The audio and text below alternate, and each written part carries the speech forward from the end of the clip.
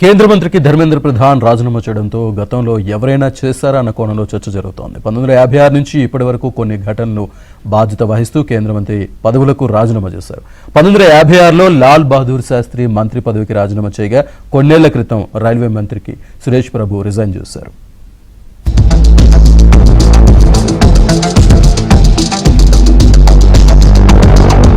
Neat paper leakage ఘటనకు బాధ్యత వహిస్తూ కేంద్ర మంత్రి రాజీనామా చేయడం చర్చనీయాంశంగా మారింది. అయితే వైఫల్యాలకు నైతిక బాధ్యత వహిస్తూ పదవులకు రాజీనామా చేయడం ఇదే తొలిసారి కాదు. ప్రమాదాలు, కుంభకోణాల వంటి ఘటనలకు బాధ్యత వహిస్తూ గతంలో పలువురు కేంద్ర మంత్రులు కుర్చీ దిగాల్సి వచ్చింది. 1956లో తెలంగాణలో మహబూబ్ నగర్ లో జరిగిన రైలు ప్రమాదంలో 112 మంది ప్రాణాలు కోల్పోవడంతో అప్పుడు రైల్వే మంత్రిగా ఉన్న లాల్ బహదూర్ శాస్త్రి తన మంత్రి పదవికి రాజీనామా చేశారు. నైతిక విలువలకు ఆయన ఇచ్చిన ప్రాధాన్యతను ప్రశంసించిన నాటి ప్రధానమంత్రి జవహర్లాల్ నెహ్రూ శాస్త్రి రాజీనామాను ఆమోదించారు. 1957-58 కాలంలో టీటీ కృష్ణమాచారి కేంద్ర ఆర్థిక మంత్రిగా ఉన్న సమయంలో హరిదాస్ ముంద్రా స్కామ్ వెలుగులోకి వచ్చింది.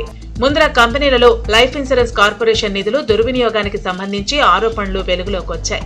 1958 ఫిబ్రవరిలో కృష్ణమాచారి తన మంత్రి పదవికి రాజీనామా చేశారు. ఈ నిర్ణయాన్ని నెహ్రూ ఆమోదించారు. ఇక 1962లో జరిగిన భారత్ చైనా యుద్ధం జరిగింది. అనంతరం నైతిక బాధ్యత వహిస్తూ వికే కృష్ణ మేనన్ కేంద్ర రక్షణ మంత్రి పదవికి రాజీనామా చేశారు.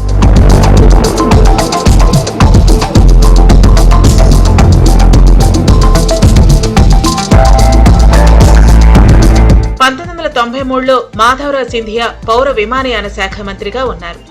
ఆ ఏడాది జనవరిలో ఉజ్బెకిస్తాన్ నుంచి లీజుకు తీసుకున్న TU-154 విమానం ఢిల్లీ విమానాశ్రయంలో కూలిపోయింది. ఈ ప్రమాదం జరిగిన కొన్ని గంటల్లోనే సింధియా నైతిక బాధ్యత వహిస్తూ రాజీనామా చేశారు.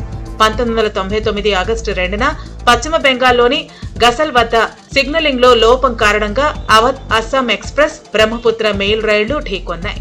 ఈ ఘటనలో 300 మంది మరణించడంతో అప్పటి కేంద్ర రైల్వే మంత్రి నితీష్ కుమార్ పదవికి రాజీనామా చేశారు. 2000 సంవత్సరంలో మమతా బెనర్జీ రైల్వే మంత్రిగా ఉన్న సమయంలో వరుసగా ట్రైన్ ప్రమాదాలు జరిగాయి. దీంతో మమతా బెనర్జీ రాజీనామా సమర్పించారు. అయితే నాటి రాజీనామాను వాజ్పేయి తిరస్కరించారు. కేంద్రంలో యూపీఏ తొలి దఫా హయాంలో ముంబైలో భీకర ఉగ్రదాడులు జరిగాయి. ఈ దాడికి భద్రతా లోపాలే కారణమని భావించిన అప్పటి కేంద్ర హోంశాఖ మంత్రి శివరాజ్ పాటిల్ రాజీనామా చేశారు. ప్రధాని మోదీ తొలి దఫా హయాంలో వరుస రైలు ప్రమాదాలు జరగడంతో నైతిక బాధ్యత వహిస్తూ సురేష్ ప్రభు రాజీనామా సమర్పించారు. ఇప్పుడు నీట్ ఎగ్జామ్ లో జరిగిన అవకతవకలకు బాధ్యత వహిస్తూ కేంద్ర మంత్రి పదవికి ధర్మేంద్ర ప్రధాన్ రాజీనామా చేశారు.